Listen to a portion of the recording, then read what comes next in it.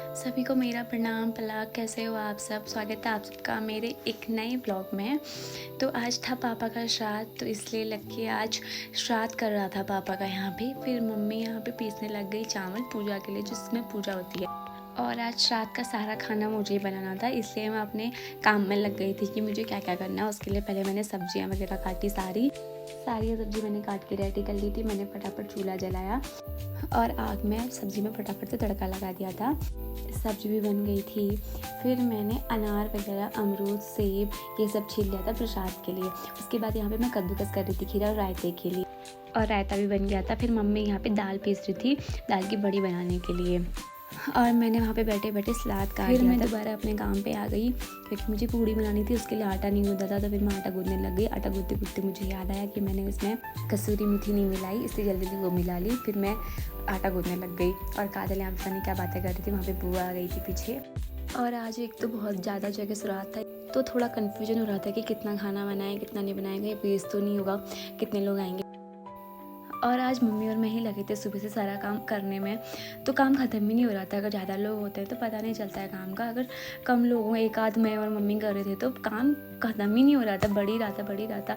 बर्तन भी टाइम पे बर्तन हो रहे थे तो काजल धो दे रही थी। बाकी खाने वाना का काम सारा मैंने और मम्मी ने किया। मम्मी ने खीर बना दी थी, मैंने फटाफट से आटा गूँथ के पूरियाँ वगैरह निकाल ली। फिर खाना बनने के बाद मैं चली गई बड़ी बुआ के घर खाना पहुँचाने के लिए। फिर जैसे ही मैं बुआ के घर पहुँची तो भाभी ये अपना बिस्तर लेके जा रही थी, और रियांशु ये जिद कर रहा था कि मुझे स्कूटी में घुमा। और ये हमारी छोटी सी क्यूट सी ऋषिका। फिर रियांशु मेरे पीछे लगा था कि मुझे एक चक्कर घुमा दे स्कूटी में। फिर इसको घुमा के लाई स्कूटी में एक चक्कर, और बारिश भी आने लग गई थी। मैं भी फिर घर को चले गई थी वापस। वहाँ पहुँच के मैंने खाया प्रसाद, और यहाँ पे छोटी बुआ बैठी थी। फिर बुआ बोल रही थी कि मेरे पैरों में दर्द हो रहा है, तो मुझे भी घर छोड़ के आएगी। मैंने कहा ठीक है। और पीछे काजल देखो, एक बार खाना खा के दोबारा घीर खाने लग गई थी, इसको घीर बहुत पसंद आई थी। और यहाँ पे लक्की खा रहा था पीनट बटर एंड ब्रेड, इसको भूख लग गई थी। और फिर बुआ को भी छोड़ने के लिए जाना था, तो इसलिए मैं भी आ गई बाहर को। बुआ को बोल रही थी चल फटाफट छोड़ देती, क्योंकि बारिश का मौसम भी हो रहा था ना। और चौमल्ला को तो इतनी बारिश हो रही थी, और यहाँ आके देखा तो यहाँ बिल्कुल बारिश नहीं हो रही थी। इतने में ही मौसम इतना बदल जाता है।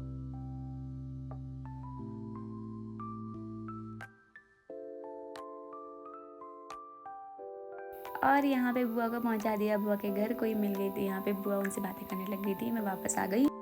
फिर मैंने थोड़ी देर रेस्ट किया, और फिर दादी आ गई थी घर पे। फिर इनके लिए मैंने बनाई चाय, और सबके लिए भी, और थोड़ी सी मैंने भी पी चाय। और बैठते बैठते पता ही नहीं चला कि कब रात हो गई। फिर हम इनको आधे रास्ते तक छोड़ने के लिए गए, और लक्की को मैं अपने साथ लेके गई, क्योंकि मुझे भी बहुत डर लगता है। फिर लक्की यहाँ पे कैमरामैन बन गया और हमारी वीडियोज़ वगैरह शूट करने लग गया। फिर हमने दादी को आधे रास्ते तक छोड़ा। वहाँ से हम भी वापस आ गए थे घर को। हम घर आए और काजल यहाँ पे रेस्ट कर रही थी, और लक्की ने आके यहाँ पे पितरों के नाम की दिया जला दी। आजकल श्राद्ध चल रहे हैं, तो वैसे तो दिया बत्ती होती नहीं है।